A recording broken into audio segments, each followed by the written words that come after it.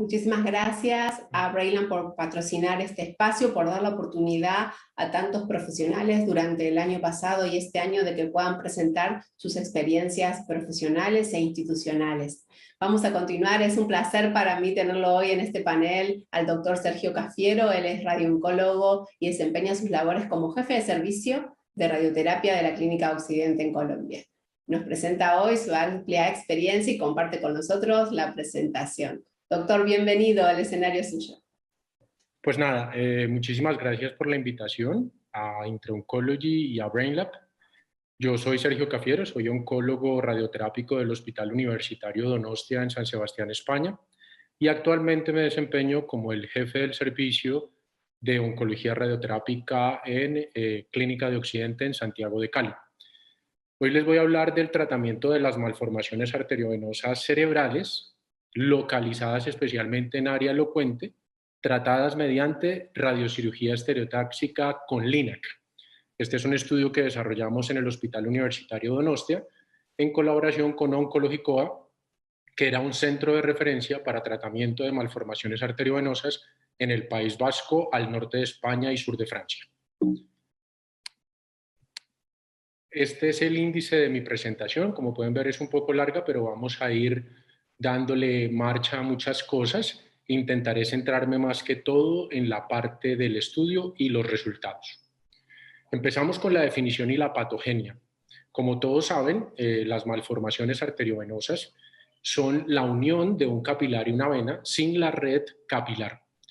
Generalmente tienen una arteria nutricia y una vena de drenaje. Al no existir esta red capilar, lo que tenemos son flujos altos de sangre que pueden darle problema a la resistencia arterial y terminar en una hemorragia. Desde siempre se ha creído que la malformación arteriovenosa tiene un comienzo a nivel embrionario en donde hay esta ausencia de la red capilar y se forman estos ovillos, que es la unión de la arteria con la vena, permitiendo los flujos altos sanguíneos y aumentando el riesgo de hemorragia cerebral. Esto simplemente para resaltar un poco el tema de la resistencia vascular, que tiene que ver con el engrosamiento de la íntima. Generalmente se puede producir una dilatación entre el 60 y el 100% de la pared y puede haber constricción en un 40%. Tener en cuenta que también hay síndromes hereditarios que facilitan o se asocian a malformaciones arteriovenosas, estos generalmente las malformaciones arteriovenosas pudieran tratarse de lesiones con actividad angiogénica e inflamatoria en lugar de anomalías congénitas. Esta es una de las nuevas cuestiones que está saliendo a la luz de la ciencia. Cuando hablamos que es un proceso de angiogénesis e inflamación, tenemos una implicación de múltiples factores de crecimiento, de progresión y ruptura, y dentro de los factores de crecimiento vascular endotelial, los más nombrados son el VEGF-A y el KRAS. Estas dianas terapéuticas están siendo estudiadas para futuros tratamientos para las malformaciones arteriovenosas.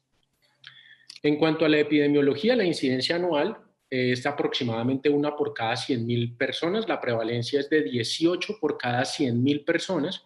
Se habla de una detección anual de malformaciones arteriovenosas cerebrales en diferentes poblaciones de 1.2 por cada 100.000. La edad de presentación más frecuente es entre los 20 y 40 años y no existe diferencia entre la presentación por sexos. El riesgo de hemorragia anual puede oscilar entre 0.9% en pacientes con malformaciones sin ruptura previa con drenaje venoso superficial y 34% en pacientes con localización profunda, drenaje venoso profundo y ruptura previa. En cuanto a la descripción clínica, si hablamos puntualmente de la hemorragia cerebral, hablamos que es la forma más común de presentación clínica de esta entidad. Se presenta entre un 41 a 79% de las malformaciones arteriovenosas cerebrales y los niños son los más propensos a debutar con hemorragia. Si hablamos ya de crisis comiciales o convulsiones, es uno de los síntomas más observados en las MAPS. La incidencia va del 11 al 33% y hay series que reportan del 20 al 44%. Más frecuente en malformaciones superficiales grandes y con drenaje superficial. La MAP incidental tiene un riesgo de desarrollar convulsión del 8% a 5 años. Y los pacientes que debutan con síntomas focales neurológicos presentan un riesgo de convulsión del 58%. Esto es un poco para que veamos cómo se agrupa la presentación por edad y que nos demos cuenta que se agrupan mayoritariamente en el grupo entre 20 y 40 años. Cuando hablamos de cefalea, que es un síntoma que da mucho juego, es un síntoma que es muy confuso, puesto que la prevalencia de cefalea en la población es muy alta y esto no permite hacer análisis independientes si la cefalea realmente se debe a la malformación.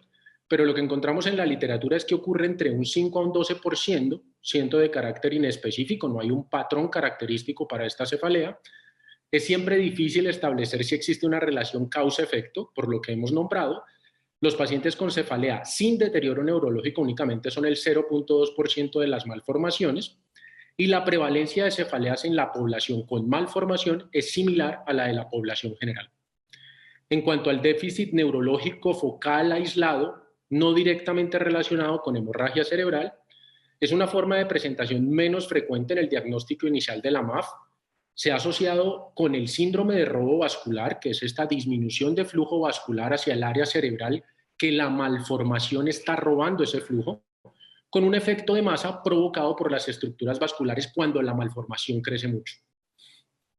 En cuanto a la localización anatómica, como se pueden dar cuenta, el 90% de las malformaciones arteriovenosas van a estar localizadas en la corteza cerebral en área supratentorial. Vamos a tener un 10% de malformaciones localizadas infratentoriales y una localización que es muy compleja para los oncólogos radioterápicos y también para los neurocirujanos son ganglios basales, cuerpo calloso y tronco cerebral, y allí vamos a encontrar hasta un 15% de las malformaciones arteriovenosas. En cuanto a esta parte de localización anatómica, hay unas áreas cerebrales que llamamos áreas cerebrales elocuentes, que son áreas superiores que nos permiten realizar actividades cerebrales especiales, y hay múltiples clasificaciones, pero la clasificación de Spetzler-Martin, que es una clasificación neuroquirúrgica que sirve para determinar qué malformaciones pueden ir a cirugía, tiene un apartado en donde define muy bien las áreas elocuentes cerebrales. En este caso, las áreas elocuentes cerebrales de esta clasificación son tálamo, hipotálamo, pedúnculos cerebelosos, núcleo cerebeloso profundo, tronco cerebral, el área del lenguaje, la corteza visual primaria, la cápsula interna y la corteza sensitivo-motora. Como se pueden dar cuenta, la corteza visual primaria y la corteza sensitivo-motora son áreas muy extensas. Lo que quiere decir es que vamos a tener muchas malformaciones en estas áreas. Otra de las cosas que trae la clasificación de Spetzler-Martin es una clasificación por tamaños. Las divide en 3 grupos, las menores a 3 centímetros, las que están entre 3 y 6 centímetros y las mayores a 6 centímetros. Y dependiendo del tamaño van a recibir una puntuación. Asimismo, la escala clasifica en si pertenecen o no pertenecen a un área elocuente y las puntúa, y también habla del drenaje venoso, si tienen un drenaje venoso superficial o si tienen un drenaje venoso profundo. Esto lo ponemos en esta fórmula y podemos calcular así el valor en la escala y seleccionar las malformaciones que se benefician de tratamiento microquirúrgico o neuroquirúrgico. Esto es un poco de lo mismo. Podemos ver cómo las malformaciones se dividen según la escala de Spetzler-Martin, dependiendo de la escala, en grado 1, grado 2, grado 3, 4 y 5. Y luego la escala tuvo una modificación, una actualización en donde las clasifican y las agrupan en clase A, B o C, dependiendo al grupo al que pertenecen. Y en función de esto se decide cuál es el tratamiento. Las clase A, que agrupan las grado 1 y 2, se debe elegir resección quirúrgica. Las B o grado 3 tendrían un tratamiento multimodal que podría combinar microcirugía, radiocirugía o embolización y radiocirugía, y las C, que son las más grandes, las grado 4 y grado 5, sugieren no tratamiento, pero esto es muy discutible, ya lo veremos más adelante. En cuanto a cómo se vería en una arteriografía, están aquí representadas en la clasificación de Spetzler-Martin. Ven como una grado 1 es una malformación pequeña, una grado 2 es una malformación mucho más definida, en donde podemos ver con mayor claridad el nido y si tiene o no vena de drenaje. Las grado 3, desde luego, son más grandes, son más robustas en su estructura. Las grado 4 ya son malformaciones gigantes, por decirlo de alguna manera, que pueden ejercer un efecto de masa sobre la masa encefálica y obviamente las grado 5 ya son un hallazgo un poco terrorífico. Las 6, ni qué decir. En esta representación, que es un poco la modificación de la escala, podemos ver cómo la clasifican en grado A, grado B y grado C. Importante reseñar que las grado C hace parte de las más grandes de las malformaciones basadas en la escala, son las que realmente tienen un problema o un reto mayor tanto para el neurocirujano como para el oncólogo radioterápico a la hora de definir el tratamiento. Generalmente son tratamientos multimodales y no logran la oclusión completa. En cuanto a la angioarquitectura, se habla de la forma, ¿verdad? La forma puede ser en cuña o puede ser globoide. Y si hablamos de la suplencia vascular, podemos decir que son suplencias piales, durales o mixtas. Todo esto basado en la arteriografía. En cuanto al nido, que sería ese ovillo vascular que no tiene red capilar, ¿verdad? Podemos hablar que hay nidos compactos o glomerulares que no tienen parénquima cerebral, ¿verdad? Embebido dentro del nido, y los difusos o proliferativos que sí contienen parénquima cerebral. En cuanto al drenaje venoso, podemos diferenciar las que tienen drenaje venoso superficial a través del sistema venoso cortical y las que lo tienen de forma profunda, que se realiza por venas cerebrales internas y venas basales, y esto ocurre más o menos en el 55% de las MAF. Y también un drenaje venoso menos común sería el periventricular, que lo podemos encontrar, pero generalmente es un hallazgo, como lo dice ahí, menos común. En cuanto a los factores de riesgo de hemorragia cerebral, varios autores han intentado encontrar cuáles serían esos factores de riesgo en los que nosotros debemos tener especial énfasis a la hora de detectarlos para evaluar el riesgo de hemorragia cerebral. Staff y colaboradores en 2006 analizaron a 622 pacientes entre el diagnóstico y el tratamiento y encontraron como factores de hemorragia cerebral la edad avanzada, generalmente mayores de 50 años, localización profunda y drenaje venoso profundo. Al mismo tiempo, Jans y colaboradores, de forma más reciente, en el 2011, hicieron un análisis en 302 pacientes y encontraron como factores de riesgo de hemorragia cerebral una localización profunda, localización infratentorial, tamaños menores a 3 centímetros, esto es un poco confuso porque estamos acostumbrados a que sean mayores a 3 centímetros, arteria nutricia simple, drenaje venoso único y aneurisma asociado a la malformación arteriovenosa. En cuanto a las consecuencias de la hemorragia cerebral secundaria a la malformación, según varios estudios, se dice que la tasa de mortalidad puede rondar alrededor del 29 al 40.5% y se asocia a un grado de discapacidad severa en el 23% de las veces. Esto es muy importante porque es una patología de gente joven, generalmente entre 20 y 40 años, como lo veníamos hablando. Quiere decir que tenemos una tasa de mortalidad alta en un grupo de población joven y asociado a ello una discapacidad que va a deteriorar la calidad de vida de estos pacientes. En cuanto a las técnicas diagnósticas, empezamos con un TAC contrastado, que lo único que podemos ver acá es un hematoma frontoparietal subcortical con estructuras hipodensas y poco más, lo que quiere decir que el TAC no es una técnica ideal. En cuanto a la resonancia, ya si utilizamos secuencias T1, T2 o FLAIR, podemos ya ver cómo tenemos estructuras serpiginosas vacías de flujo anterior al hematoma, muy evocadoras de una malformación arteriovenosa cerebral, pero no nos da alta resolución. Cuando ya llegamos a técnicas diagnósticas mucho mejores, como es la angioresonancia en secuencia TOF o secuencia PC, ya podemos ver que aquí podemos ver más información, podemos ver el nido, podemos ver la arteria nutricia, la podemos definir, ¿verdad? Esto nos ayuda muchísimo a la hora de planificar los tratamientos y a los neurocirujanos a la hora de hacer el abordaje. Y desde luego la reina del baile es la angiografía digital, porque la angiografía nos da una resolución mayor, nos muestra perfectamente esos nidos serpiginosos, nos muestra las venas de drenaje, nos muestra las características del nido y nos permite planificar tanto a oncólogos radioterápicos como a neurocirujanos de una forma más precisa el tratamiento a elegir. Si entramos en el tratamiento, me pareció muy importante tocar el estudio Aruba, que es probablemente uno de los estudios más controversiales para mí en el tratamiento de la malformación arteriovenosa, puesto que fue uno de los estudios más grandes, fue multicéntrico, y trató de comparar los tratamientos y las respuestas.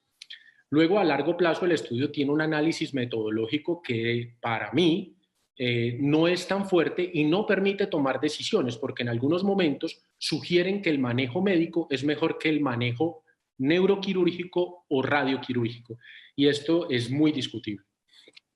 Fue un estudio importante que agrupó 1.740 pacientes. El balance también de la tabla de características de los pacientes no fue homogéneo, lo que las conclusiones hace que el estudio sea muy débil. No voy a entrar en detalle, pero dentro de las cosas llamativas del estudio es que cuando comparaban tratamiento médico versus intervención, era mucho mejor la respuesta al tratamiento de intervención, pero en análisis intermedios o en subanálisis sugieren conclusiones como que podría dejarse sin tratamiento cierto grupo de malformaciones, con lo cual yo no estoy de acuerdo. Si nos vamos a la evolución del tratamiento quirúrgico con las malformaciones arteriovenosas, tenemos que remontarnos al siglo XX, en donde las primeras cirugías tenían unos resultados desalentadores, mucha morbilidad, mucha mortalidad. Hacia 1927 se descubrió la angiografía y esto fue como llegar a la 3D o a la gran definición, y ver que la técnica quirúrgica podía mejorarse y empezar a mejorar esos primeros resultados tan desalentadores. Ya en el 69, en 1969, la microcirugía por parte de Yashar Hill cambió el paradigma quirúrgico y disminuyó la morbilidad y la mortalidad de forma considerable, abriendo un nuevo mundo para estos pacientes recibiendo tratamientos quirúrgicos. En 1986 se hace la escala de clasificación de Spetzler-Martin que hemos visto previamente, que permite a los neurocirujanos seleccionar mejor qué paciente se va a beneficiar de su tratamiento. Sobre el 2010 se ven la edad del paciente, la presentación de la hemorragia, la difuminación del nido, el drenaje venoso profundo, como factores predictores y hace que la selección sea aún más estricta. Y en 2010-2020, entra la oncología radioterápica con toda la modernización, con toda la actualización tecnológica a mostrar resultados que ya venían de antes, pero muchísimo más exactos y menos cruentos. En cuanto al tratamiento quirúrgico, desde luego yo no soy neurocirujano, pero quiero contar un poco de qué va el asunto. Tienen que ver cuál es la arquitectura de la malformación, que era lo que hablábamos previamente, cómo va a ser esa craneotomía y el abordaje, cómo hacen un ataque periférico de la malformación, obviamente hacen una disección circunferencial progresiva para poder extirparla, una extensa coagulación porque es una estructura vascular, desde luego, y tienen que identificar la vena de drenaje. En cuanto al tratamiento quirúrgico y los resultados publicados, el metaanálisis más representativos se presentaron por Carstel y Cantor más o menos por el 2000, ya con una serie muy importante de más o menos 2.500 pacientes, donde en ese grupo encontraron una mortalidad del 3.3% y una morbilidad del 8.6%. Son resultados muy buenos para un procedimiento tan complejo. Otras series que se han publicado han mostrado que hay una mortalidad hasta del 12,5%. Tiene que ver desde luego con la experticia del neurocirujano y su número de casos. Más o menos, si vamos a hablar ya del tratamiento endovascular, que es otra de las técnicas, en 1960 se desarrollan las esferas de silicona y empiezan a ganar espacio en el tratamiento de las malformaciones. No necesariamente las esferas de silicona mostraron los mejores resultados. Esto llevó al desarrollo de nuevos materiales, en donde está el NAPC y el Onyx, que es lo que más o menos se utiliza actualmente. ¿Esto que tiene? Unas etapas en donde hay que tener un acceso vascular, una fase de microcatéter. A través de ese microcatéter se hace la fase de embolización y este procedimiento tiene una tasa de complicación alrededor del 2 al 12%, con una mortalidad del 1 al 4%. Pero para que haya oclusión completa tienen que ser malformaciones muy pequeñas. Generalmente es un tratamiento que se utiliza en malformaciones arteriovenosas grandes. El tratamiento endovascular logra obtener eso, unas tasas de obliteración hasta del 67% al combinarla con radiocirugía. Parece ser que es una combinación muy buena. Y el manejo exclusivo, como lo hemos dicho, está más indicado en malformaciones pequeñas. En cuanto a la radiocirugía estereotáxica, tenemos que volvernos a la historia de la radioterapia con los rayos X por allá atrás, y realmente a los que tenemos que darle las gracias de este gran descubrimiento es al matrimonio Curie, que son los que nos dan los cálculos de dosis para permitir que la radioterapia sea aplicada como un tratamiento efectivo, intentando buscar una menor morbilidad. En cuanto a las aplicaciones neuroquirúrgicas de la radiocirugía, se empezó a utilizar por allá por 1906 sobre adenomas hipoficiarios, luego se utilizaron técnicas con braquiterapia en tumores hipoficiarios también para la misma fecha, y en 1951 Lars Lexell acuñó el término de radiocirugía estereotáxica, creando su marco de inmovilización y permitiendo dirigir de una forma más exacta ese tratamiento. Los primeros procedimientos pues se utilizaron con rayos X, ¿verdad? Pero luego en 1968 sale el primer Gamma Knife, que es prácticamente un acelerador lineal dedicado en exclusiva a este tipo de tratamientos. Los primeros tratamientos fueron en neurimomas acústicos y mostraron muy buenos resultados. De eso se podía suponer que podía tener angiografía y politomografía que podrían ayudar a la planificación de los tratamientos. En cuanto a la tomografía computarizada que empieza a llegar por 1970 y la resonancia magnética unos años más tarde, abren la puerta a los aceleradores lineales o a los LINAC, que es una tecnología más fácil, más barata, más cómoda y más común y a mayor disponibilidad para la población general. Es aquí en donde empiezan los LINAC a hacer radiocirugía, puesto que antes se hacían solamente en Gamma Knife. Una foto. Este es prácticamente el arco del Lexell, como se pueden dar cuenta, es un marco estereotáctico que tiene que ir clavado al cráneo para garantizar una inmovilización exacta y permitir el tratamiento en el Gamma Knife. Fue una herramienta excelente, pero hoy en día parece una herramienta cruenta, puesto que ya tenemos herramientas como el frameless que nos permite no hacer utilizar estos inmovilizadores tan invasivos y hacer un tratamiento mucho más amigable para el paciente. Luego, pues intentando ir por esta misma línea, los investigadores empezaron a diseñar otro tipo de inmovilizadores y de los que más suenan es este de Hill Thomas, que no era nada más que un casco con chupas que intentaba no ser tan invasivo como el marco del Lexell.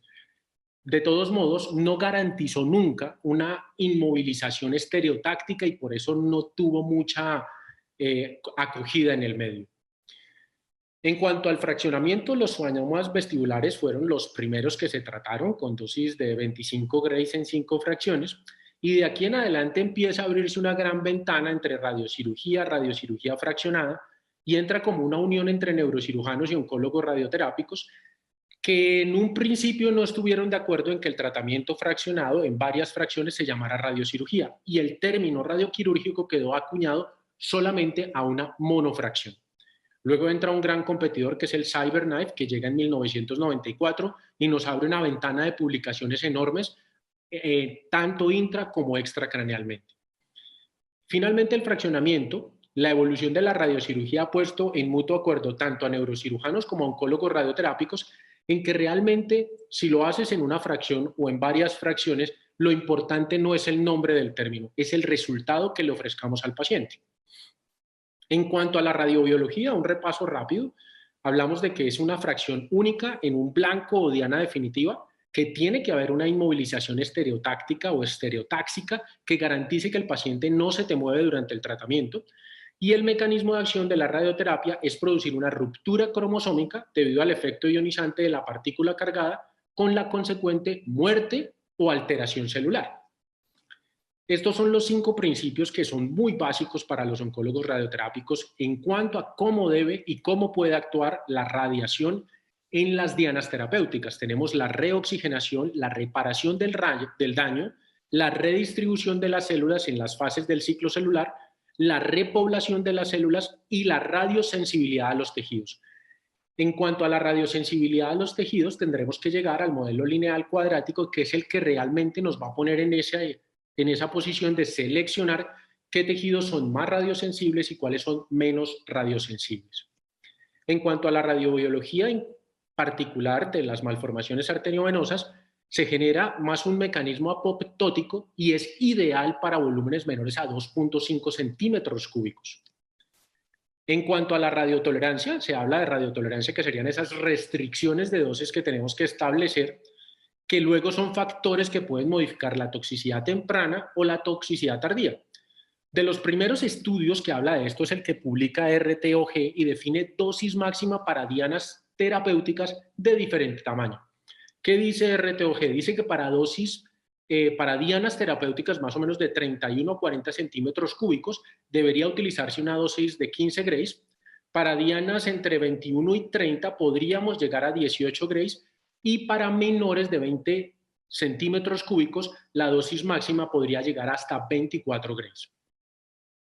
En cuanto a las restricciones a la hora de la prescripción y los niveles de aceptación del índice de conformidad, sabemos que la radiocirugía de dosis única, el volumen sano del cerebro que reciba 12 grays o inferior debe ser inferior a 5 a 10 centímetros cúbicos. Y según estudios posteriores, esta dosis mínima puede variar para encontrar su efectividad. Aquí un poco más de la escala de Spetzler-Martin, que la quiero traer acá para que vean cómo el volumen realmente y el tamaño no solamente son un papel importante para los oncólogos radioterápicos, sino para los neurocirujanos en la técnica quirúrgica. O sea que ya empezamos a tener muchas cosas en común.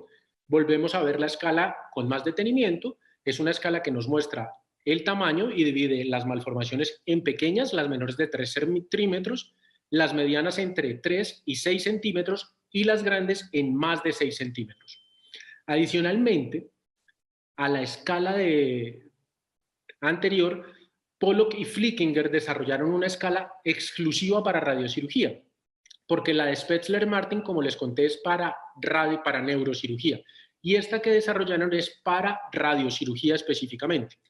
Esta escala ya tiene una puntuación diferente y divide las malformaciones dependiendo de la puntuación. Si la puntuación es menor a 1, generalmente son malformaciones pequeñas, si está entre 1 y 1,5 o entre 1,5 y 2 o mayor a 2. Y en función de esta escala se seleccionarían las malformaciones que se benefician de radiocirugía.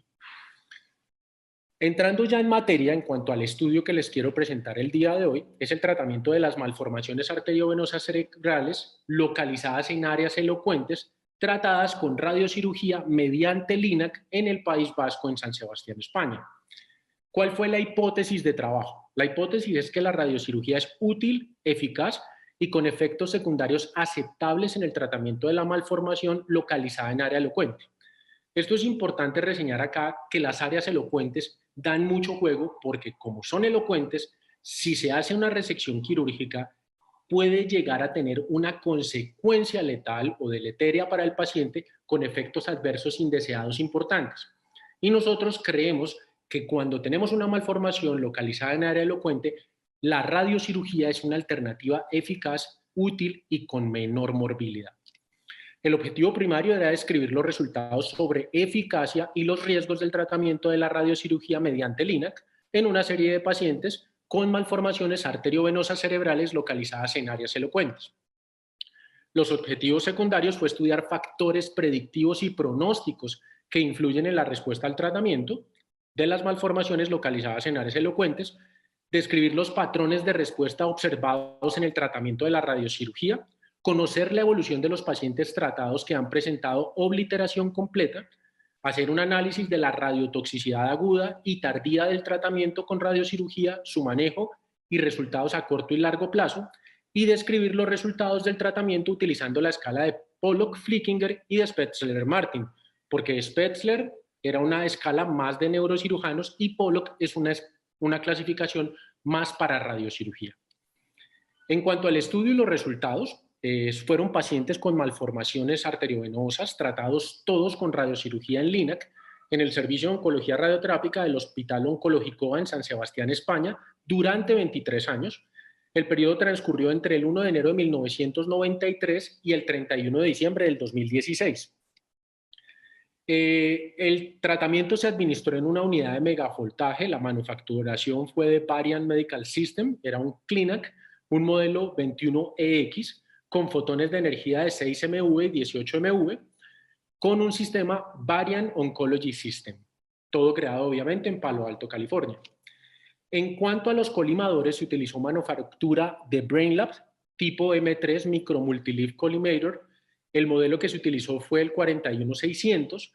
Los números de pares de láminas de este colimador eran 26, la anchura de la lámina 3, 4, 5, 5.5 centímetros El tamaño del campo máximo era 10 por 12 centímetros, la velocidad de la lámina era de 1.5 centímetros por segundo y era todo de fabricación de Brainlab, que es una compañía alemana.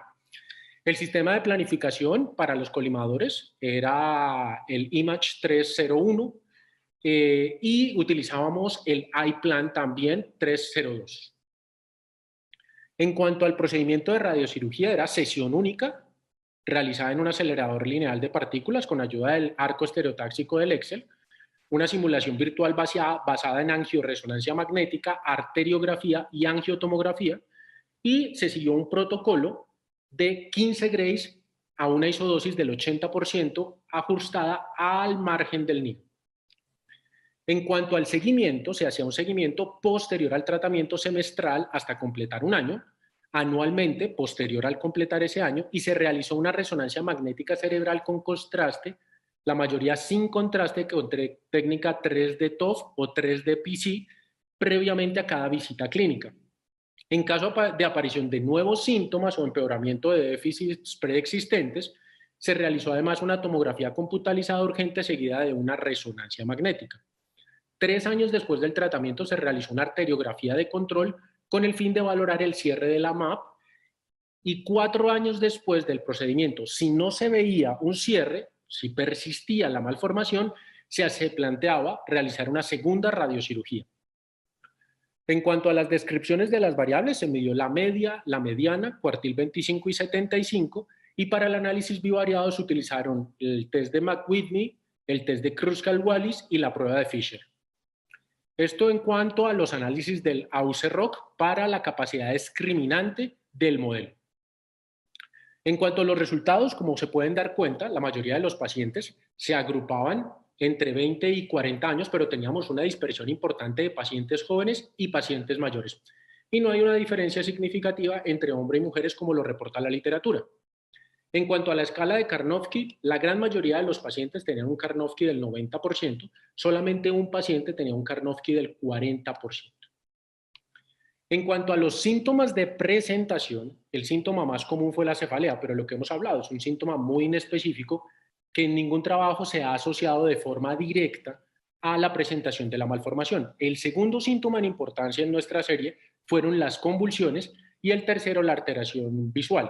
Teníamos también algunos pacientes con déficit motor y con pérdida del conocimiento, pero eran mucho menores. En cuanto a factores de riesgo cardiovascular, intentamos medirlos en la serie. Teníamos 13% de fumadores. Ustedes saben que hay muchos estudios publicados que sugieren que en los fumadores hay una tasa de oclusión mayores. Nosotros no pudimos hacer el análisis de esto porque eran muy pocos los fumadores de la serie. Había un 7% de pacientes hipertensos, 5% consumían alcohol en dosis tóxicas, 1% eran diabéticos, 21% tenían otros factores de riesgo. En cuanto a la localización de las malformaciones, el 78% de las malformaciones se localizaron en áreas elocuentes y un 21% se localizaron en áreas no elocuentes. En cuanto al tratamiento, 266 pacientes, que eran el 85%, recibieron radiocirugía exclusiva, 34 recibieron embolización previa, 9 pacientes recibieron varios procedimientos y solo 4 pacientes se trataron previamente con cirugía. En cuanto al volumen de la malformación, el volumen promedio de nuestras malformaciones fue de 4.73 centímetros cúbicos. El 25% de las malformaciones tenía un volumen inferior a 1.7 centímetros y la mitad de las MAF tenía un volumen superior a 3.31 centímetros. En cuanto a las malformaciones que debutaron con hemorragia, que llamaremos de aquí en adelante malformaciones rotas, el volumen medio de esas MAP rotas fue de 4.2 centímetros cúbicos y de las no rotas fue de 3 centímetros cúbicos. Al analizar estas diferencias fueron estadísticamente significativas para la U de McWhitney. En cuanto al tamaño, el 66% de las malformaciones tenía un tamaño inferior a 3 centímetros, 31% estaban entre 3 y 6 centímetros y 3% eran mayores a 6 centímetros. En cuanto a la dosis de prescripción y los índices de conformidad y heterogeneidad, la dosis promedio marginal fue de 14.6 grays, la mediana de la dosis máxima fue de 18 grays, La dosis al 95% osciló entre 9 y 17 grays y la mediana fue de 14.25. La media de la isodosis de prescripción a PTV fue del 94% con una desviación estándar de 7.22%. Esto es lo mismo propuesto en gráfica. En cuanto a la distribución de los índices de conformidad y heterogeneidad, pueden ver que en el índice de conformidad, que como lo reza su fórmula, debería, entre más te acerques a 1, tu tratamiento es más homogéneo y lo que nos dice es que probablemente menos toxicidad vamos a tener. Vamos a ver, en nuestro índice de conformidad oscilaba hacia 1, pero teníamos índices superiores, y en cuanto al índice de homogeneidad, entre más se acerque a 0, es más homogéneo tu tratamiento, y tendían también a eso.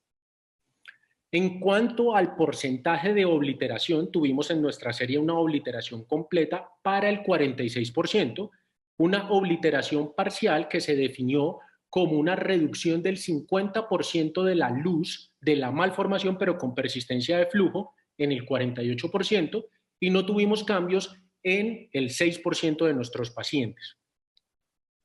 No tuvimos confirmación de 7 pacientes.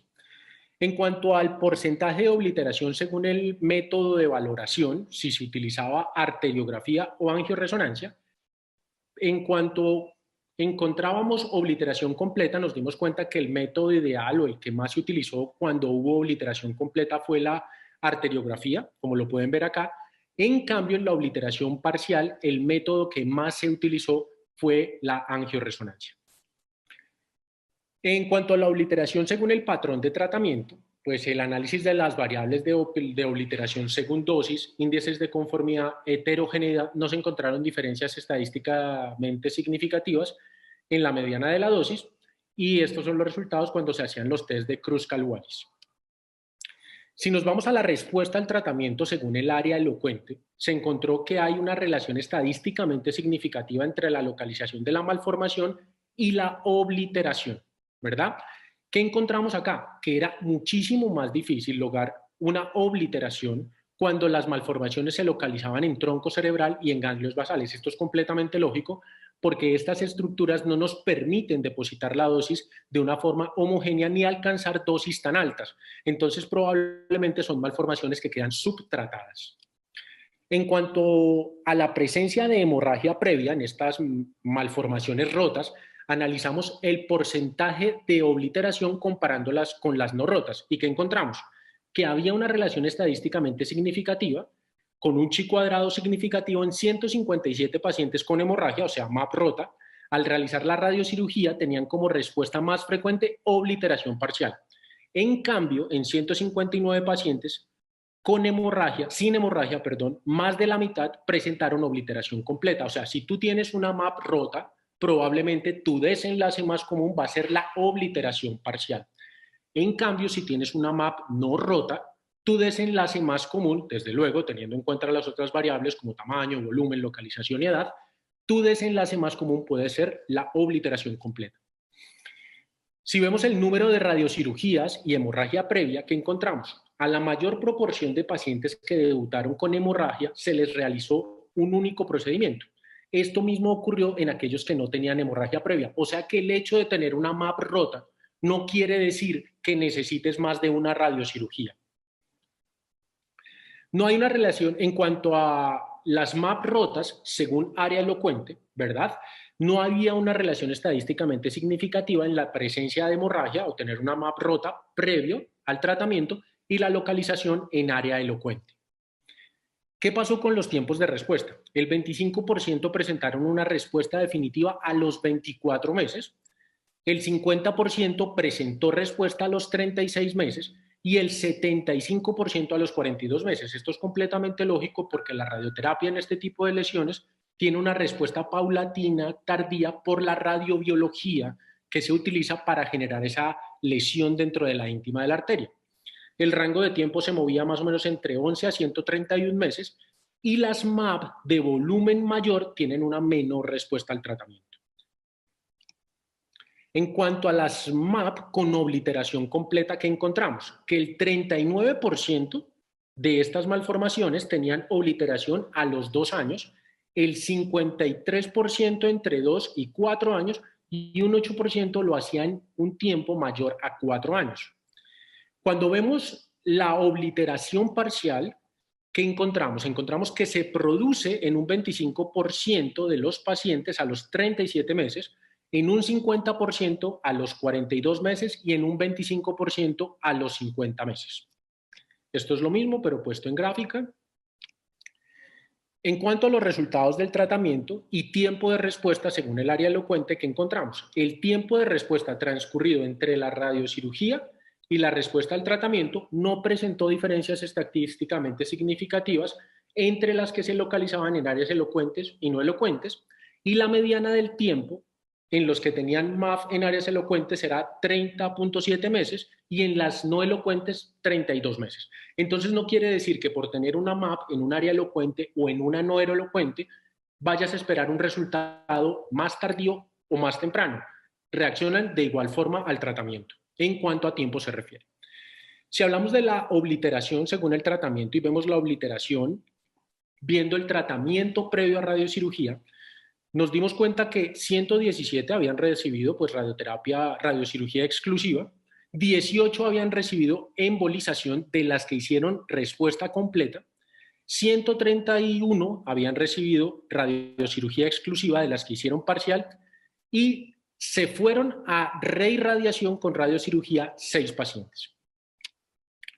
En cuanto a la obliteración según el volumen, podemos ver acá cómo la obliteración completa se alcanzó en malformaciones arteriovenosas cerebrales con una mediana de volumen de 2.92 centímetros cúbicos, la obliteración parcial con malformaciones de 4.2 centímetros cúbicos y no se tuvo ningún cambio en malformaciones de 6 o más centímetros cúbicos. Esto era esperable, puesto que la literatura ya no lo decía.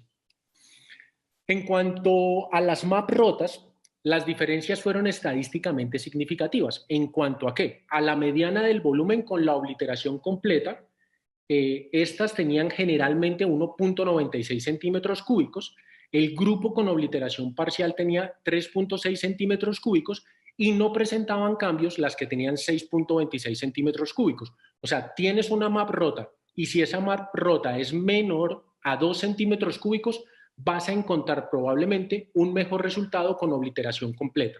Pero si lo tienes entre 2 y 4, no esperes una obliteración completa, sino una obliteración parcial. Y si tienes una mayor a 6 centímetros, probablemente de estas MAP rotas no vas a tener implicación, es lo que nos dice.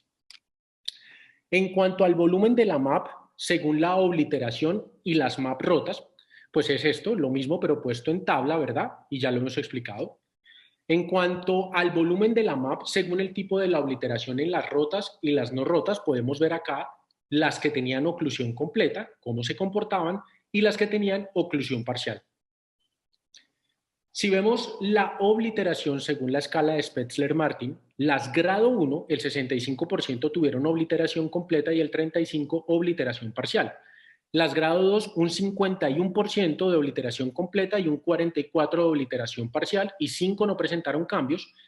Si vamos a las grado 3, el 45% presentó obliteración completa y el 47% obliteración parcial y 8 no presentaron cambios.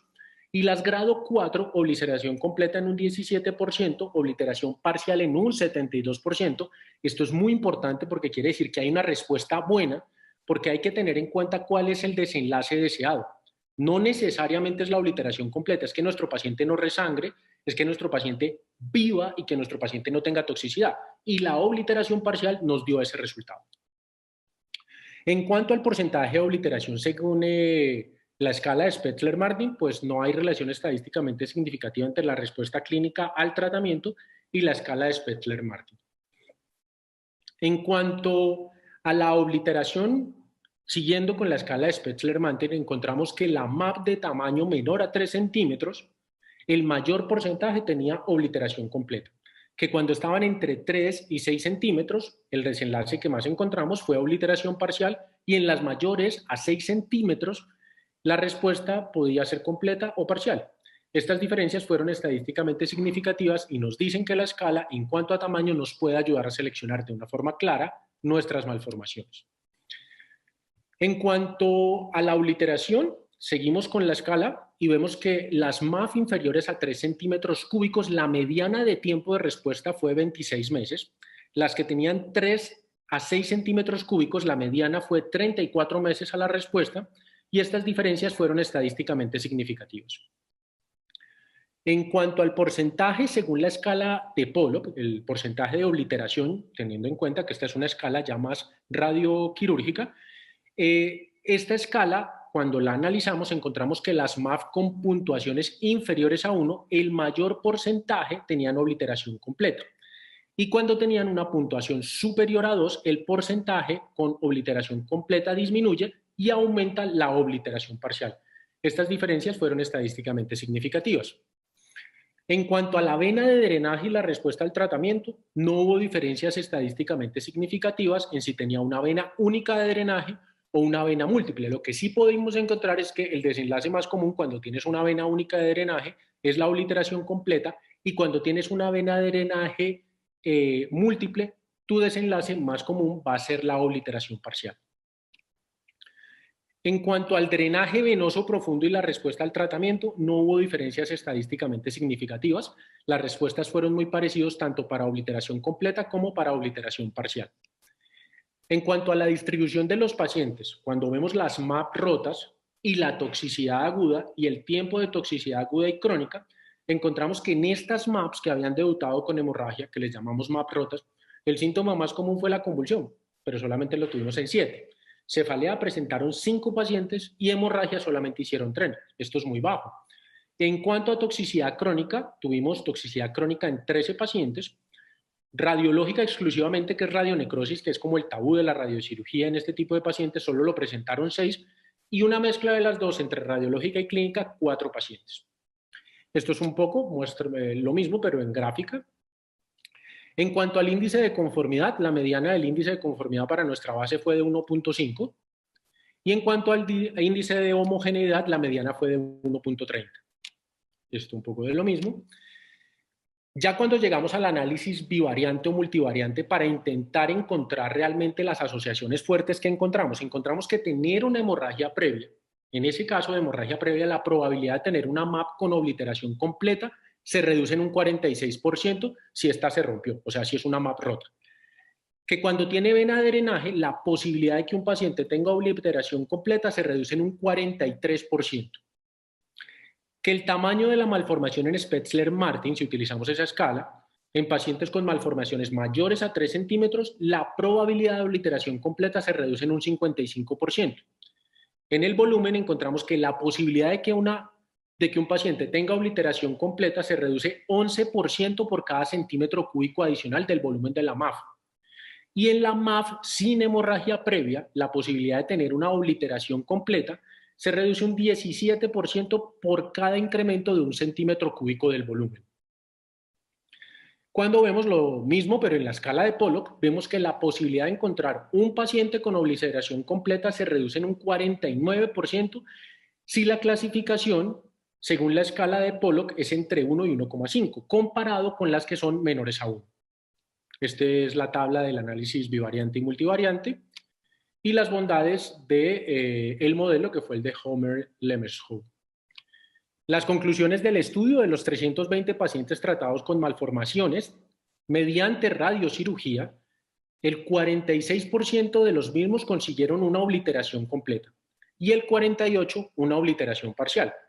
¿Qué quiere decir eso? Que teníamos un 94% de buena respuesta en la base, porque esos pacientes están vivos y prácticamente la toxicidad fue muy baja.